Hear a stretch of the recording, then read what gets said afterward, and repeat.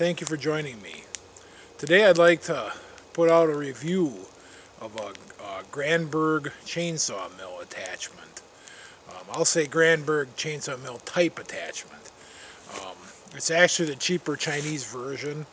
I kind of ordered it on a whim. I needed to cut some boards for my cabin project, and I thought, well, instead of investing in a full-size bandsaw mill, maybe this would be a good option. And I have to admit, I'm not really sad about it. I had to do a few modifications. I found out some things, and I'm going to go through that today. So anyway, stay tuned. A little footage of it cutting, and we'll talk about it on the other side. Thank you.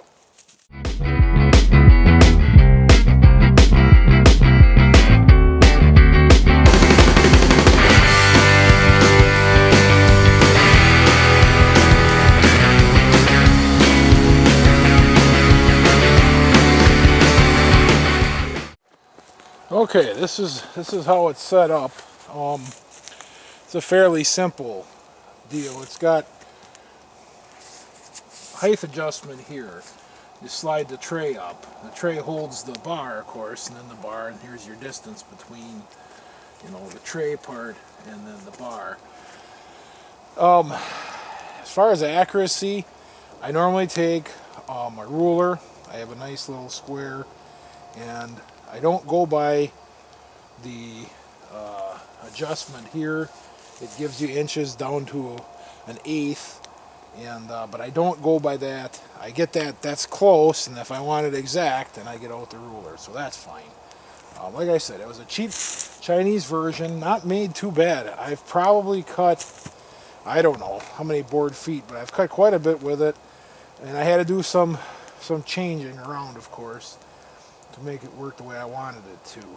I found personally that you need an oiler, and this is from Grandberg. I couldn't find a cheaper version of it, and but this is a nice little oiler. There's a valve, and I forgot to shut it off, so if you shut it off, it'll quit leaking. Now the system that they've got, basically they want you to drill a hole in your bar, and then there's a tapped screw that comes in right here, and I've got it actually attached in here. But anyway, then it would be in the bar. The oil would be right on the inside runners, which is where you need it. That's true. But I've got it set just to drip out. I don't like drilling into a bar, and especially that close to the rail where the teeth and everything run, because you could have major issues if you did that wrong. So I didn't do that. I just let it drip. As far as the bar I use, this one will adjust out to, I think, a 32-inch bar. I've got a 24-inch on there right now. It kind of is dependent on your saw size. To me, 24 is just what I want, just the right size. I've got a couple larger chainsaws. You will need, if you're going to do it efficiently, you're probably going to need a pretty good size saw.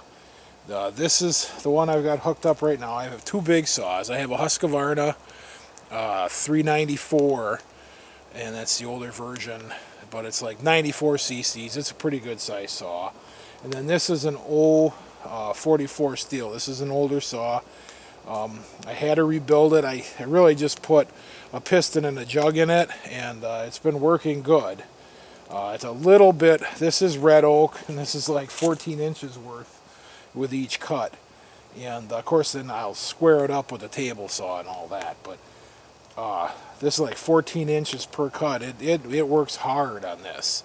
But like with pine and stuff, it goes through really nice. Pine or spruce, or any of the lighter woods, I don't know about hemlock, depending what you want to use it on. So I have cut a fair bit of pine with it. It's worked really well, and this is the first time I'm going to put oak flooring in, so I'm actually making this into basically inch boards. Actually, these are 1.25 inches. So it's because I wasn't sure if I was going to plane them off.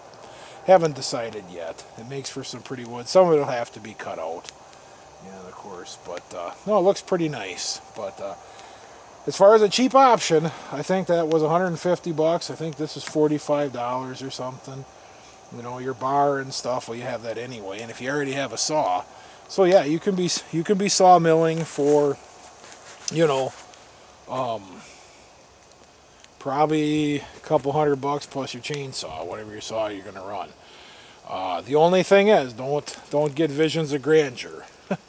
Even with the oiler, I added the oiler because I found that it wasn't, the tip would get hot and it would kind of drag, you know, whatever, and I'd sit there and I'd dump a little oil. I'd stop and dump a little oil. Well, this is easier, just open up the valve, let it drip, and doing the same thing I was doing before, except it's doing it automatically. So, and of course I got the oiler turned up maximum on the other end, but make sure you keep that all clean so that the oil doesn't, you know, get clogged up, the oil channel, because if it clogs up, it's going to be a mess and it won't oil. So, but yeah, this is a good setup for what it is. You know, you have to consider what it is. So, and of course it's time consuming. It's manual. You know, yeah, they make really nice bandsaw mills. Everybody does.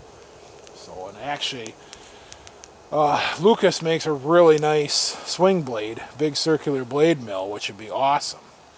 But I can't justify spending that kind of money. So I don't want to do this as a job, and I just want to use it here. And like I said, there are some advantages to this kind of mill.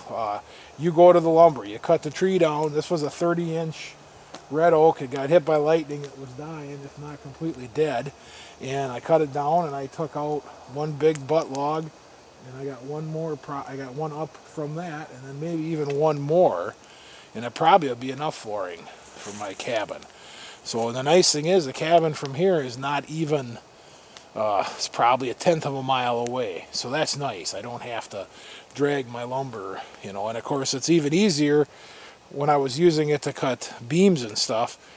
I was doing it within sight of the cabin. I was taking, because I'm trying to thin the area around the cabin, so this works out really nice. So otherwise, if I had my sawmill, well, yeah, they're a lot faster, a lot more convenient, but then that stuff all has to go back, so, and have it done.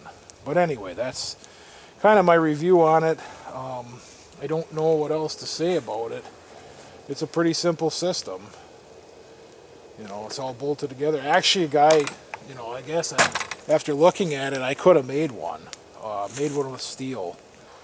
But that's pretty much all I got. So I'm going to end this video review here. I'm going to, you know, I'm going to tell you this is a good mill attachment, and it does the job. Of course, you'll have to buy rip chains. I forgot that. You should get rip chains. You can use regular chain. The rip chain does make it quite a bit smoother. It's slower, believe it or not. If you put a regular chain that's really sharp, you can whack right through it. But you will see almost every tooth stroke. You know, this way it takes small bites, and it's a lot slower, but it makes for a much better wood. You know, much less to plane, put it that way. So that's the only other thing you have to invest in. Then rip chains are 40 bucks, depending on the length. You know, 40 bucks a piece. So yeah, you'll have some money stuck in it, but it is kind of fun. It's kind of fun to see what's inside of a log when you cut it open too. It's almost like you know, doing an exploration. So, you know, like this one here has got a lot of course I got oil on it now, but this one has a lot of irregularities, but I'll show you. This one is kind of pretty over here. Yeah, so you can see all the irregularities in it, but it does make for a pretty interesting looking board. And you know, some of that I almost want to make in the countertop because it looks very, very cool. But some of it's going to be floorboard too. So I don't know. I don't know just yet. So, but I'm going to end the video here.